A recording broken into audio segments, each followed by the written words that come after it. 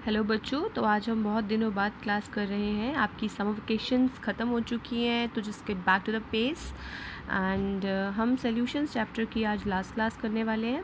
और इस चैप्टर में हम बात करेंगे one of the most important topic of the chapter which is going to be your I, that is known as van Hoff factor. ठीक है, हम बात करेंगे वैन हॉफ फैक्टर के बारे में आज की क्लास में। ठीक, न्यूमेरिकल ओरिएंटेड टॉपिक है और पिछले कई सालों से जो मोस्टली न्यूमेरिकल का क्वेश्चन आता है वो इसी टॉपिक पे आता है। ठीक है, तो आप कहेंगे मैम जो हमने पिछले इतने सारे किए थे वो क्या थे, तो ये उसी को एक step, it's an addition to that all the topics that you have done previously ना, तो उसी में एक स्टेप और यहाँ पर ऐड होने वाला है आपका। ठीक है, तो अब हम बात करते हैं ये एक्चुअली है क्या। देखो, ये देखा गया कि हमने जितनी भी कॉलिगेटिव प्रॉपर्टीज़ अभी तक पढ़ी थी, जैसे कि हमने पढ़ा था relative lowering of vapour pressure, right. क्या फॉर्मूला आया था उसका, हमारे पास आया था P nought minus P upon P nought is equal to आपका mole fraction of the solute आया था, right. Relative lowering of vapour pressure किया। फिर हमने पढ़ा नेक्स्ट कॉलिगेटिव प्रॉपर्टी हमने पढ़ी एलिवेशन इन बॉइलिंग पॉइंट। क्या आई थी एलिवेशन इन बॉइलिंग पॉइंट, वो था delta T B is equal to K B into M, right. उसके बाद हमने पढ़ा डिप्रेशन इन फ्रीजिंग पॉइंट, वो था आपका delta T F is equal to K F into M. Okay, then हमने पढ़ा था एक और osmotic pressure, last colligative property जो आपने पढ़ी थी वो थी ऑस्मोटिक प्रेशर, जो कि क्या आया था pi is equal to C R T, where pi was the osmotic pressure. तो ये सारी कॉलिगेटिव प्रॉपर्टीज़ आपने की थी। कॉलिगेटिव प्रॉपर्टीज़ के बारे में जो आपने इंपॉर्टेंट पॉइंट पढ़ा था वो ये था कि ये डिपेंड करती थी नंबर ऑफ सॉल्यूट पार्टिकल्स पे। ठीक है, कॉलिगेटिव प्रॉपर्टी किस पर डिपेंड कर रही थी, नंबर ऑफ सॉल्यूट पार्टिकल्स पर डिपेंड कर रही थी। बट अब क्या होता है, सपोज़ आपका जो सॉल्यूशन है वो एक इलेक्ट्रोलाइट है।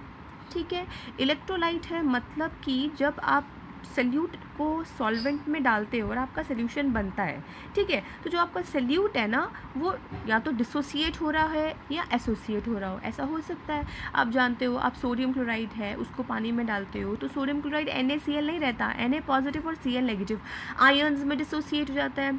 ठीक है, तो इसी तरह के सारे आयनिक कंपाउंड्स लगभग वाटर में डालने के बाद, डिसॉल्व करने के बाद क्या हो जाते हैं, डिसोसिएट हो जाते हैं, राइट। तो यानी ये एक इलेक्ट्रोलाइट की तरह बिहेव किया, इसका क्या हो गया, डिसोसिएशन हो गया। और ऐसा भी हो सकता था कि कई बार कोई चीज़ डिसोसिएट होने की बजाय, सल्यूट डिसोसिएट होने की बजाय आपस में एसोसिएट हो जाए, जैसे कि जो भी हाइड्रोजन बॉन्डिंग शो करने के केपेबल होते हैं। For example if I take any carboxylic acid, मैंने COH ग्रुप वाला कोई भी ले लिया, राइट। तो जैसे ethanoic acid to start with basic लिया मैंने इथेनोइक एसिड, तो when you add ethanoic acid into water तो इथेनोइक एसिड के दो मॉलिक्यूल्स आपस में एसोसिएट हो जाते हैं, एसोसिएशन शो करते हैं। ठीक है, अब ऐसा करने से हुआ क्या, ऐसा करने से जो नंबर ऑफ पार्टिकल्स हमारे सॉल्यूशन में थे वो कम हो गए हमारी अजम्पशन से। हमने NaCl लिया तो NaCl हमने डाला 1 मोल NaCl डाला था, पर 1 मोल NaCl वाटर में जाते ही 2 मोल्स हो गया, 1 मोल हो गया सोडियम आयन और 1 मोल हो गया क्लोराइड आयन। सिमिलरली जब आप 1 मोल इथेनोइक एसिड लेते हो तो इथेनोइक एसिड एक 2 यूनिट ऑफ इथेनोइक एसिड मिलकर 1 बना रहे हैं, एसोसिएट हो जाते हैं, जुड़ जाते हैं आपस में, हाइड्रोजन बॉन्डिंग कर लेते हैं। या जैसे हम बेंजोइक एसिड लेते तो वो भी हाइड्रोजन बॉन्डिंग कर लेते, तो नंबर ऑफ पार्टिकल्स क्या हो गए, कम हो गए। समझ रहे हो आप, तो डिसोसिएशन होने की वजह से नंबर ऑफ पार्टिकल्स बढ़ जाते हैं और एसोसिएशन होने की वजह से नंबर ऑफ पार्टिकल्स क्या हो जाते हैं, कम हो जाते हैं। और जैसा कि हमने कॉलिगेटिव प्रॉपर्टीज़ के स्टार्टिंग में ही पढ़ा था कि ये क्वालिटी पे डिपेंड नहीं करती, ये सिर्फ क्वांटिटी पे डिपेंड करती हैं, यानी कि आप कितने नंबर ऑफ पार्टिकल्स ले रहे हो ये सिर्फ और सिर्फ उस पर डिपेंड करेंगी। ठीक है, तो अगर आपके पास कोई भी सल्यूट इस तरह का है जो सल्यूशन में जाने के बाद either it is showing association और इट इज़ शोइंग डिसोसिएशन, इसका मतलब जो आप उस कॉलिगेटिव प्रॉपर्टी की वैल्यू निकालने वाले हो ना, जो हम कैलकुलेट करेंगे ना इन फॉर्मूलाज को यूज़ कर कर, वो ट्रू पिक्चर नहीं होगी, वो करेक्ट आंसर नहीं होगा। ठीक है, तो इसी फ्लॉ को दूर करते हैं हम वैन हॉफ फैक्टर से। ठीक है, इसी को करेक्ट करने के लिए जो करेक्शन टर्म यहाँ पे इंट्रोड्यूस करी गई है इन सब फॉर्मूलाज में, वो है आपका आई। वैन हॉफ ने 1880 में इस टर्म को इंट्रोड्यूस किया था, this is known as van Hoff factor. तो आपको करना क्या है, सारे फॉर्मूला सेम रहेंगे, बस इन सब के आगे आपको आई लगा देना है। ठीक है, ये सभी फॉर्मूलाज दे रिमेन सेम। अब पहले क्या था, सिर्फ पी नॉट माइनस में पी अपॉन पी नॉट काई टू के इक्वल था, अब ये आई काई टू हो जाएगा। डेल्टा टी भी सिर्फ के बी इंटू एम था, ये आई के बी इंटू एम हो जाएगा, where I is your van Hoff factor. I क्या है आपका, वैन हॉफ फैक्टर है, van Hoff factor on the name of the person who have introduce the term van Hoff factor. है क्या actually van Hoff factor, ये एक correction term है। Correction term किन के लिए है, जो भी आपके सोल्यूशन फॉर्म में जाने के बाद सल्यूट एसोसिएशन या डिसोसिएशन शो करते हैं। एसोसिएशन और डिसोसिएशन होने की वजह से जो उनकी कॉलिगेटिव प्रॉपर्टी की वैल्यू आनी थी वो वैल्यू चेंज हो जाएंगी, आइदर वो कम हो जाएंगी या वो ज़्यादा हो जाएंगी। यानी हमारे पास जो भी हम आंसर यहाँ पे निकाल रहे थे वो करेक्ट नहीं आएगा, ना तो relative lowering in vapour pressure correct आएगी, ना एलिवेशन इन बॉइलिंग पॉइंट, ना elevation in depression in freezing point, और ना ही आपका ऑस्मोटिक प्रेशर। सभी वैल्यूज़ चेंज हो जाएंगी।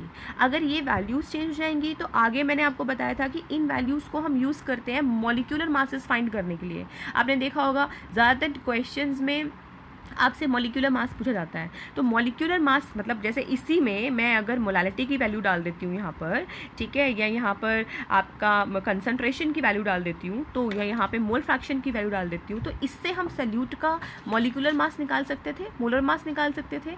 तो इनको फाइनली हम यूज़ मोलर मास निकालने के लिए ही कर रहे थे।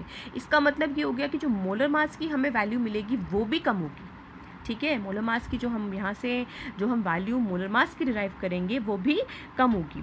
जैसे हम यहाँ पर एक एग्जांपल के साथ शुरू करते हैं। सपोज़ मैं यहाँ पर डेल्टा टी बी का मोलालिटी वाला फॉर्मूला जो है इसको हम ओपन कर देते हैं। डेल्टा टी बी आई के बी इंटू एम, ठीक है। आपको याद होगा के बी वगैरह ये सब क्या था, पहले हम पढ़ चुके हैं। के बी क्या था, एब्ल्यूस्कोपिक कांस्टेंट, या इसको हमने कहा था मोलल एलिवेशन कांस्टेंट। एम है आपकी मोलालिटी। मोलालिटी क्या होती है, number of mole of solute upon weight of the solvent in KG, right. तो इसको इसी फॉर्मूला के हिसाब से हम ओपन कर देते हैं। Number of moles of solute की बात करेंगे तो सल्यूट के मोल्स होंगे सल्यूट का गिवन मास अपॉन सल्यूट का मोलर मास, और फिर हम बोल रहे हैं number of mass of the solvent in KG, ठीक है। तो mass of the solvent WA KG में बात करेंगे तो कन्वर्ट करने के लिए ऊपर 1000 से मल्टीप्लाई किया, this is what you getting. तो ये रहा मोलर मास और ये रही आपकी कॉलिगेटिव प्रॉपर्टी। आप देख सकते हैं कॉलिगेटिव प्रॉपर्टी और मोलर मास में रिलेशनशिप कैसा है, इन्वर्स है, ठीक है। कॉलिगेटिव प्रॉपर्टी और मोलर मास में रिलेशनशिप कैसा है, इन्वर्स है। आप सभी को खोलकर रखकर देखोगे इन्वर्स रिलेशनशिप मिलेगा, यानी जितना ज़्यादा कॉलिगेटिव प्रॉपर्टी में चेंज आ रहा है, जितना ज़्यादा एलिवेशन ऑब्जर्व कर रहे हो, उस सल्यूट का मोलर मास उतना कम होने वाला है, ठीक है। इन्वर्स रिलेशन है, मतलब जितना ज़्यादा मोलर मास वाला होगा उसका जो कॉलिगेटिव प्रॉपर्टी में चेंज आएगा वो उतना कम होगा। ये दोनों आपस में इनडायरेक्टली इन्वर्सली रिलेटेड होंगे, इतनी बात आपको ध्यान रखनी है। इसका मतलब ये हुआ जब हमने डिसोसिएशन किया था तो नंबर ऑफ पार्टिकल्स बढ़ गए। हमने कोई ऐसा कंपाउंड, ऐसा सल्यूट को हमने डाला, सॉल्यूशन बनाया जिससे नंबर ऑफ पार्टिकल्स बढ़ गए। नंबर ऑफ पार्टिकल्स बढ़ गए तो colligative property directly number of particles पर डिपेंड कर रही थी, उसके कॉलिगेटिव प्रॉपर्टी की वैल्यू जो है वो बढ़ जाएगी, ठीक है। पर उसके मोलर मास की वैल्यू क्या हो जाएगी, कम हो जाएगी। आप समझ रहे हो, मतलब जो हम वैल्यूज़ निकालेंगे, जो हमको ये डाटा पुट करके, जो हमारे पास नोन डाटा है, नोन डाटा पुट करके जो मोलर मास आएगा वो जितना आना चाहिए था उससे वैल्यू क्या हो जाएगी, कम हो जाएगी, ठीक है। किसके केस में, डिसोसिएशन के केस में। But if you are talking about association तो नंबर ऑफ पार्टिकल्स यहाँ पर क्या हो रहे हैं, कम हो रहे हैं। नंबर ऑफ पार्टिकल कम हो रहे हैं तो कॉलिगेटिव प्रॉपर्टी में जो चेंज आना था वो भी कम आएगा, ठीक है। इसकी वजह से मोलर मास की वैल्यू क्या हो जाएगी, बढ़ जाएगी। Are you following. तो डिसोसिएशन के केस में जो हमको मोलर मासेस मिलेंगे वो ट्रू वैल्यूज से कम मिलेंगे, और एसोसिएशन के केस में जो हमें मोलर मास की वैल्यूज़ मिलेंगी वो ट्रू पिक्चर से ज़्यादा मिलेंगी। तो ये जो गड़बड़ वाला मोलर मास आता है हमारा, उसको हम यहाँ पर एक टर्म बोलते हैं एबनॉर्मल मोलर मास। क्या कहा जाता है उसको, एबनॉर्मल मोलर मास उसे कहा जाता है। एबनॉर्मल आया मतलब मोलर मास जितना आना चाहिए था उसकी उतनी वैल्यू नहीं आई, उससे कम आई या फिर उससे ज़्यादा आई। डिसोसिएशन हो रहा है तो डिसोसिएशन के केस में वैल्यू कैसी आएगी, कम आएगी मोलर मास की प्रिडिक्टेड वैल्यू से, और अगर एसोसिएशन हो रहा है तो उस केस में ज़्यादा वैल्यू आएगी, तो उस वैल्यू को कहा जाएगा abnormal molar mass. Is this clear? तो अब हम इस सब से अपने वैन हॉफ फैक्टर की डेफिनेशन तक जाएंगे। ठीक है, तो अब वैन हॉफ फैक्टर को एक्चुअली हम एक मेजर की तरह यूज़ करेंगे कि वैन हॉफ फैक्टर क्या होगा, उसको रेशियो लेंगे। किसका रेशियो लेंगे? जो मोलर मास नॉर्मल होता है, नॉर्मल मोलर मास जो होना चाहिए, जो हम मान के चलते हैं। ठीक है, जैसे कि NaCl है तो NaCl का मोलर मास क्या होता है, सोडियम का 23, क्लोराइड का 35.5, ये उसका नॉर्मल मोलर मास था। बट अगर हम उसको किसी क्वालिटेटिव प्रॉपर्टी के हिसाब से मेजर करेंगे, मतलब उसको वाटर में डाल देंगे, वो डिसोसिएट हो जाएगा, ब्रेक हो जाएंगे इसके आयंस, तो उसके बाद जो हमको वैल्यू मिलेगी उससे जो हम मास निकालेंगे उसे कहा जाएगा एबनॉर्मल मोलर मास। ठीक है, एबनॉर्मल मोलर मास कहा जाएगा। Is this clear? So how can you define van Hoff factor now? You can define Van 't Hoff factor by taking the ratio of normal molar mass upon abnormal molar mass। ठीक है, ये क्या है, एक number का question बनकर आ सकता है पेपर में। What is Van 't Hoff factor? तो आप बोलेंगे Van 't Hoff factor is the ratio of normal molar mass to abnormal molar mass। समझ आया? नॉर्मल मोलर मास क्या है, जो हम कैलकुलेट करते हैं किसी का भी। मान लो KCl है तो KCl का नॉर्मल मोलर मास कितना होगा, K और Cl। ठीक है, K का मास 39, Cl का मास 35.5 वो हो जाएगा। तो ये हो गया नॉर्मल। एबनॉर्मल क्या होगा, जो कॉलिगेटिव प्रॉपर्टी, मतलब जो फॉर्मूला में वैल्यूज पुट करने से जो चेंज हम मेजर करेंगे, मतलब एबनॉर्मल मोलर मास आप खुद से नहीं निकाल सकते, एक्सपेरिमेंटली ही निकाला जाएगा। ठीक है, थ्रू द एक्सपेरिमेंट जो हम मास निकालेंगे वो होगा आपका एबनॉर्मल मोलर मास। फाइन। अब उसके अलावा जैसे हम यहाँ पर पुट कर एक और अगर हम इसकी डेफिनेशन बनाएं, इसको मेजर करें in terms of colligative properties, तो कॉलिगेटिव प्रॉपर्टी की टर्म्स में हम इसको बोलते हैं ऑब्जर्व्ड कॉलिगेटिव प्रॉपर्टी। ठीक है, जो कॉलिगेटिव प्रॉपर्टी हम ऑब्जर्व करते हैं, जो मिलनी चाहिए और जो हमने कैलकुलेट करी एक्सपेरिमेंट से जो आई, समझ रहे हो, कैलकुलेटेड कॉलिगेटिव प्रॉपर्टी। ऑब्जर्व्ड मतलब जो आनी चाहिए और कैलकुलेटेड मतलब जो एक्चुअली में आई हैं, जैसे अबनॉर्मल मोलर मास जो हमें एक्चुअली में मिला, कैलकुलेटेड कॉलिगेटिव प्रॉपर्टी जो हमें एक्चुअली में मिली। तो ये रेशियो ऑफ क्या हो जाएगा, ऑब्जर्व्ड कॉलिगेटिव प्रॉपर्टी या फिर कैलकुलेटेड कॉलिगेटिव प्रॉपर्टी। ठीक है, थर्ड हम यहाँ पर इसको बोल सकते हैं number of moles before after association dissociation की। हमारे पास अगर नंबर ऑफ मोल्स हैं तो आफ्टर एसोसिएशन या डिसोसिएशन के बाद कितने नंबर ऑफ मोल्स हमें मिले, 2 number of moles before association और डिसोसिएशन। एसोसिएशन या डिसोसिएशन करने से पहले हमारे पास कितने नंबर ऑफ मोल्स थे, उनका भी ratio van 't Hoff factor होता है। Is this clear? तो ये 3 फॉर्मूलाज हैं, इनको आप डेफिनेशन के तौर पे यूज़ कर सकते हो। वैसे ही अगर आपको कभी भी वैन 't हॉफ फैक्टर निकालना है तो normal molar mass, abnormal molar mass, इसके चक्कर में ही मत पड़ो। मैंने अभी आपको क्या चारों फॉर्मूला लिखे, चारों फॉर्मूला के आगे आप आई लगा दो, सारी वैल्यूज़ आपको क्वेश्चन में दे रखी होंगी, आपका वैन 't हॉफ फैक्टर निकल कर आ जाएगा। Is this clear? सो ज़्यादा इसमें मैस मत होना, ज़्यादा कन्फ्यूज़ मत होना।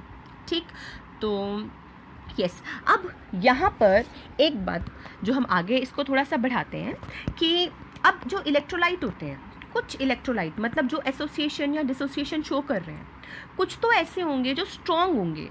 स्ट्रॉन्ग होंगे का मतलब क्या है कि लगभग 100%, या अगर मैं हाइपोथेटिकली एज्यूम करती हूँ 100% सोल्यूशन में जाने के बाद एसोसिएट हो गया या 100% पार्टिकल डिसोसिएट हो गया। फॉर एग्जांपल मैंने लिया NaCl, NaCl is a good electrolyte, मैंने इसे वाटर में डाला, 100% सोडियम आयन, 100% क्लोराइड आयन आ गया। मैं ये मानकर चल रही हूँ कि ये ट्रू इलेक्ट्रोलाइट है। उस केस में, ठीक है, उस केस में आई के लिए आपको कुछ निकालने का झंझट ही नहीं करना। अब ये again it's a 1 marker question, 1 mark में ये पूछा जाता है। वो आपको 1 मार्क में जब ये क्वेश्चन आएगा तो उसमें मतलब आपको यही मान के चलना है कि जो आपका इलेक्ट्रोलाइट है वो कैसा है, 100% डिसोसिएट होने वाला है, ट्रू इलेक्ट्रोलाइट है, स्ट्रॉन्ग इलेक्ट्रोलाइट है। ठीक है, तो उस केस में आई की वैल्यू डिसोसिएशन के लिए क्या होगी, बस जितने पार्टिकल्स आए। मान लो आप KCl बोल रहे हो तो KCl की K पॉजिटिव Cl नेगेटिव, आई की वैल्यू 2 हो गई। मान लो KCl नहीं है, K2SO4 है, ठीक है, ये एक इलेक्ट्रोलाइट है, पानी में डाला, कितने पोटेशियम आयन्स हैं, 2 पोटेशियम आयन्स हैं, कितना सल्फेट आयन है, 1 सल्फेट आयन है, तो के आई की वैल्यू इसमें क्या हो जाएगी, आई की वैल्यू इस केस में क्या हो जाएगी, 3 हो जाएगी, डायरेक्टली 3 हो जाएगी। ठीक है, मैं ये कैसे निकाल रही हूँ, मैंने अभी अभी बोला नंबर ऑफ मोल्स, आई क्या है, number of moles after association dissociation upon number of mole before dissociation association. तो आफ्टर डिसोसिएशन कितने मोल्स हो गए, 3, और बिफोर कितने थे, 1, तो 3/1, आंसर कितना रह गया, 3। समझ रहे हो, बेसिकली आपको जितने आयोन्स मिल गए उतनी ही आपकी आई की वैल्यू हो जाती है। मान लो यहाँ पर हमने लिया कैल्शियम क्लोराइड लिया, तो कैल्शियम क्लोराइड के कितने आयोन्स हो गए, कैल्शियम क्लोराइड ये Ca, ठीक है, और 2 क्लोरीन हो गए, कितने हो गए, 3 आयोन्स हो गए, दोबारा वैल्यू 3 हो जाएगी। ठीक, ये हम तब, ये वैल्यूज तब आती हैं डायरेक्टली जब हम 100% मान रहे हैं कि 100% एसोसिएट हो गया या फिर 100% डिसोसिएट हो गया, तब आई की वैल्यूज़ ये आती हैं। ठीक है, अब वो क्या करता है, क्वेश्चन जो मेनली यहाँ पर जो आता है वो आपको सिंपल आयोनिक कंपाउंड ना देकर कॉम्प्लेक्स देता है। ठीक है, कॉम्प्लेक्सेस क्या होते हैं इनकी बात हम डिटेल में करेंगे कोऑर्डिनेशन कंपाउंड जो आपका चैप्टर है उसके अंदर।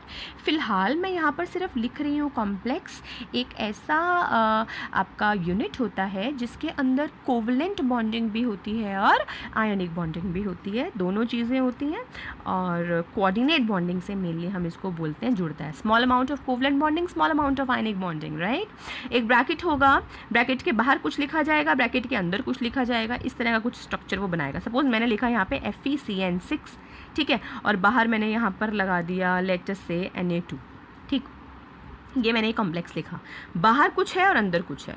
याद रखना जो बाहर है वो और ये पूरा ब्रैकेट, यहाँ पर आयोनिक बॉन्डिंग होती है, इनके बीच में अंदर कोऑर्डिनेट बॉन्डिंग होती है या कोवलेंट बॉन्डिंग हम यहाँ बोलेंगे होती है।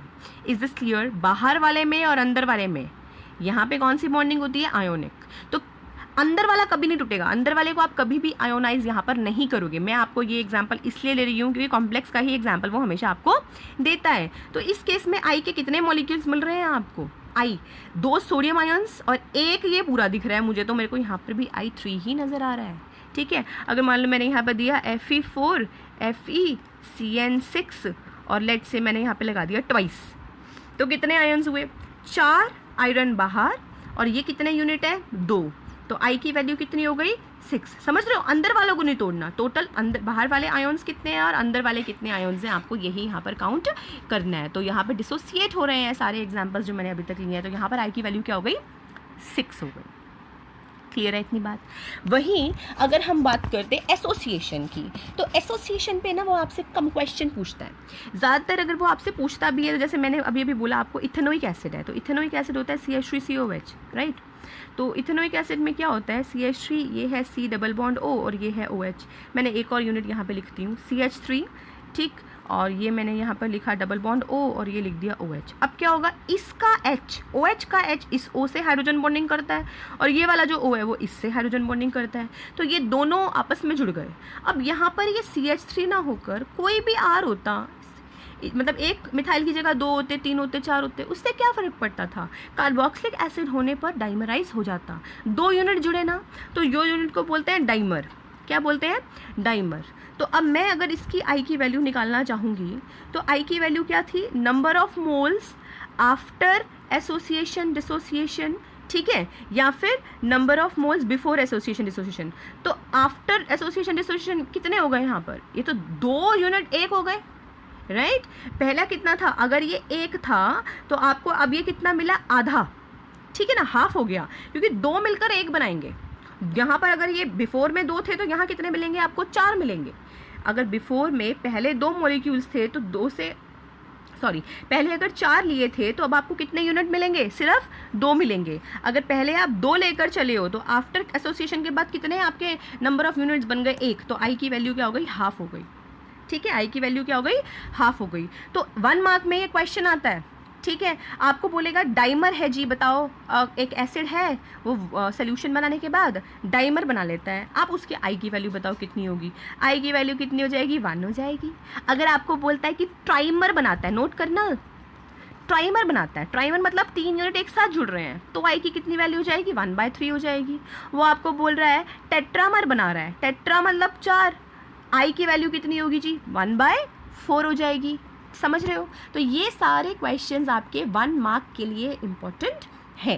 ठीक है, अभी ये सिर्फ मैं 1 मार्क की बात कर रही हूँ। अगर क्वेश्चन लेंदी होगा तो 100% डिसोसिएशन वाली वहाँ पर बात नहीं होगी, ना ही 100% एसोसिएशन वाली होगी। वहाँ पर हमको एक और टर्म पे जाना पड़ेगा जिसकी मैं अभी आपसे बात करूँगी। इसको फ़िलहाल आप इतना तो समझ लीजिए। ठीक है, ओके।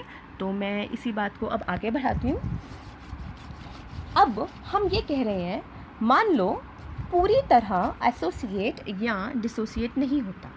ठीक है, पूरी तरह एसोसिएट। अच्छा हाँ, एक बात और, इससे पहले एक बात और, आपने यहाँ देखा होगा जब हम एसोसिएशन कर रहे हैं तो आई की वैल्यू 1 से कम आ रही है। तो ये फॉर अ फैक्ट है, I is always lesser than 1 in case of association and I is always greater than 1, rent of factor is always greater than 1 in case of dissociation. इसको एक पॉइंट की तरह आप नोट करें। Association के case में I will always be lesser than 1, dissociation टूट गया, नंबर ऑफ आयोन्स बढ़ गए तो आई की वैल्यू जो है 1 से ज़्यादा होगी।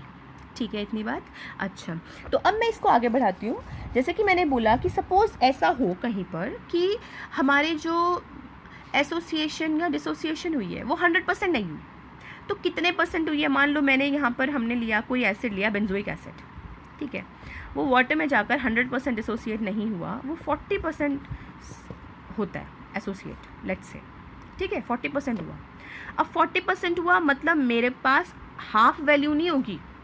आई अगर मैं बोल रही हूँ एसोसिएट हो रहा है तो हाफ नहीं होगी, 40% से मतलब मुझे इसको मल्टीप्लाई करना पड़ेगा तब जाके वैल्यू होगी। सारे मॉलिक्यूल्स नहीं हुए। मान लो मेरे पास कोई और एक कंपाउंड है, कैल्शियम हाइड्रोक्साइड है, इसका आई, एक कैल्शियम है, 2 हाइड्रोक्साइड है, आई की वैल्यू 3 आनी चाहिए थी, बट वाटर में जाकर ये 100% डिसोसिएट नहीं हुआ, लेट्स से ये 30% डिसोसिएट हुआ, यानी कुछ मेरे पास अनडिसोसिएटेड रह गया और कुछ हमारे पास कैसा आ गया, डिसोसिएटेड आ गया। तो अब यहाँ पर आई की वैल्यू आप स्ट्रेट अवे 3 नहीं लिख सकते हो। आई की वैल्यू जो है वो 3 से कुछ कम होगी क्योंकि डिसोसिएशन 30% हुआ है। कंप्लीट डिसोसिएशन होता तो 3 होती। अभी वैल्यू क्या होने वाली है, 2 पॉइंट समथिंग आएगी। कॉमन सेंस से वैल्यू कितनी आएगी, 2 पॉइंट समथिंग आएगी, बिकॉज 100% यहाँ पर डिसोसिएशन नहीं हुआ। ठीक है, इतनी बात।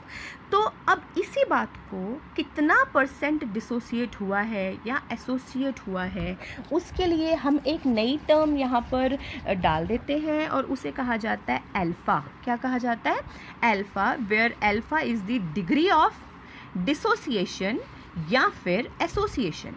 एसोसिएशन हुई है तो कितना परसेंट एसोसिएट हुआ और डिसोसिएशन हुई है तो कितना परसेंट डिसोसिएट हुआ, right. So alpha is the degree of dissociation और you can say degree of association. तो इसका आपको सीधा सीधा फॉर्मूला लर्न करना है, बट मैं फिर भी आपको 1 मिनट में जल्दी से बताती हूँ कि थोड़ा सा ये फॉर्मूला आया कैसे। ठीक है, अब अल्फा मैं बोल रही हूँ डिग्री ऑफ एसोसिएशन या डिसोसिएशन है, डिग्री है कितना कोई चीज़ एसोसिएट या डिसोसिएट हुई है, तो कितना यानी कि फ्रैक्शन है। कैसे निकालोगे आप इसको? ठीक है, नंबर ऑफ मोल्स, कितने मोल्स आपको मिले एसोसिएट या डिसोसिएट होने के बाद, अपॉन नंबर ऑफ मोल्स कितने थे टोटल, है ना, बिफोर एसोसिएशन डिसोसिएशन, यही होना चाहिए अल्फा। ठीक है, या टोटल मोल्स मैं बोल देती हूँ, टोटल। ठीक है, number of moles dissociation association के बाद अपॉन टोटल मोल्स, ये होगा डिग्री ऑफ डिसोसिएशन या एसोसिएशन, कितना डिसोसिएट या कितना एसोसिएट हुआ। ठीक, तो पहले हम आते हैं डिग्री ऑफ डिसोसिएशन पे।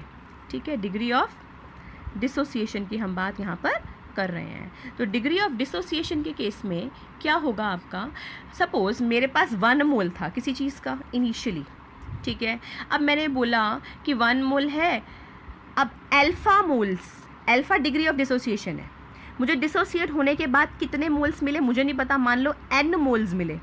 ठीक है, मतलब जैसे KCl था तो 2 मिल रहे थे, K2SO4 था 3 मिल रहे थे। अब तो अनडिसोसिएटेड यहाँ पर कितने रह जाएंगे? देखो, पहले तो ये जो नंबर ऑफ डिसोसिएटेड मोल्स हैं ये कितने मिले हैं आपको, ये अल्फा आपका डिग्री ऑफ डिसोसिएशन है। ठीक है, तो अल्फा अगर डिग्री ऑफ डिसोसिएशन है तो नंबर ऑफ डिसोसिएटेड मोल्स कितने मिले होंगे आपको, n minus alpha. Alpha degree of dissociation है, डिसोसिएट अल्फा हुए हैं, अल्फा परसेंट 50% हुए हैं, तो अनडिसोसिएटेड कितने बचे होंगे, 1 में से जितना डिसोसिएट हुआ है उसको माइनस करना पड़ेगा आपको, 1 माइनस अल्फा आपको यहाँ पर लेना पड़ेगा।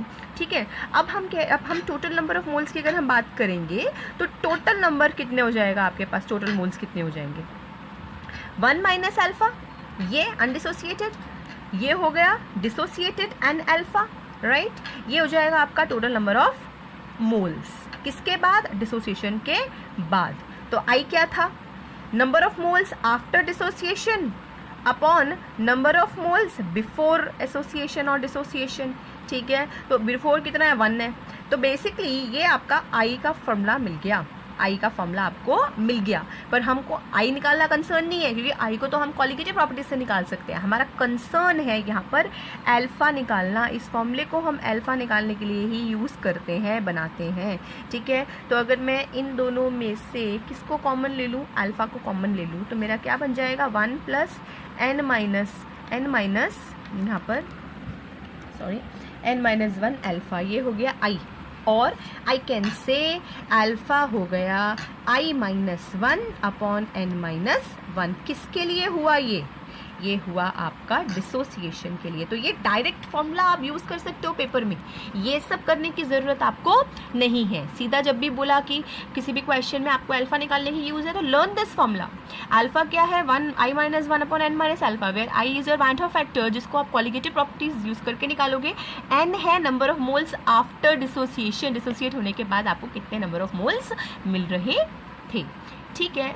तो अब इसी तरह से हम इस फॉर्मूला को, सिमिलर फॉर्मूला को हम डिराइव करते हैं, किसके लिए करेंगे, एसोसिएशन के लिए करेंगे, ठीक है। अभी हमने डिसोसिएशन की बात करी, अब हम बात करते हैं एसोसिएशन की, ठीक है। मान लो कहीं पर जो एसोसिएशन हुआ था, कोई ऐसे हमने सल्यूट पार्टिकल्स यूज़ किए थे जो सोल्यूशन में जाने के बाद एसोसिएट हो जाते हैं, ठीक है। तो मान लेते हैं इनिशियली हमारे पास उसका भी 1 मोल था, ठीक। अगर हमारे पास A था, ठीक है, n यूनिट लोगे, ठीक, n यूनिट लिए हमने A के, n मोल्स लिए, तो एसोसिएट होने के बाद 2 बार एसोसिएट हो रहे हैं, 3 बार एसोसिएट हो रहे हैं, हम नहीं जानते, तो हम उसको AN में लगा देते हैं। कितने मोल्स आपस में जुड़ रहे हैं वी डोंट नो, तो we are taking it AN। मतलब अगर 2 मोल्स थे तो 2 यूनिट जुड़ गए, 3 मोल्स थे तो 3 यूनिट आपस में जुड़ रहे हैं। इस तरह से हमने इसको लिया, ठीक है। तो हम मान लेते हैं कि अभी हमारे पास जो टोटल नंबर ऑफ मोल्स हैं वो 1 है। एसोसिएशन होने के बाद अल्फ़ा जो है आपका डिग्री ऑफ एसोसिएशन, अल्फ़ा क्या है आपका, डिग्री ऑफ एसोसिएशन, ठीक है। अब ये जो है एसोसिएशन होने के बाद कितने बचे आपके मोल्स, 1 माइनस अल्फ़ा। जो एसोसिएट नहीं हुए वो है 1 माइनस अल्फ़ा, और जो एसोसिएट हो गए वो है अल्फ़ा, ठीक है। अल्फ़ा तो है, बट जैसे वहाँ पे हमने नंबर ऑफ मोल्स को मल्टीप्लाई किया था अल्फ़ा से, यहाँ पर जुड़ रहे हैं ना, आपस में कम हो रहे हैं, तो नंबर ऑफ मोल से आप क्या करोगे, डिवाइड करोगे, ठीक है। तो आई की वैल्यू यहाँ पर भी क्या हो जाएगी आपकी, टोटल मोल्स आफ्टर एसोसिएशन और टोटल मोल्स बिफोर। तो बिफोर तो कितना है, 1 है, आफ्टर कितने हो जाएंगे, ये जो एसोसिएट नहीं हुए और ये जो एसोसिएट होकर हमको मिले हैं, यानी 1 minus alpha plus alpha bye n। Is this clear, 1 minus alpha plus alpha bye n। तो यहाँ से अब आप अल्फ़ा की वैल्यू को निकाल सकते हो। तो जब आप इसको फॉर्मूला को रीअरेंज करोगे, तो on rearranging you will be getting the value of alpha as n upon n-1 into I 1 minus I, ठीक है। क्या वैल्यू आ जाएगी आपकी रीअरेंज करके, इसको अलग अलग फॉर्म में रीअरेंज कर सकते हो आप, चाहो तो सीधा इसी को याद कर दो, रीअरेंज मत भी करो, आपकी इच्छा है। बट आप इस फॉर्मूला से डायरेक्ट अल्फ़ा निकाल सकते हो, वेयर n है आपके एसोसिएशन, कितने मोल्स हुए एसोसिएट, और 1 माइनस अल्फ़ा। अब जैसे डाइमर बन रहा है तो 2 मोल्स एसोसिएट हुए, तो n को आप हाफ नहीं रखोगे, समझ रहे हो, n 2 होगा, 2 मोल्स एसोसिएट हुए हैं। अगर 3 ट्राइमर बन रहा है, 3 मोल एसोसिएट हुए, तो n क्या होगा, 3 होगा। 4 मोल एसोसिएट हुए, n क्या होगा, 4 होगा।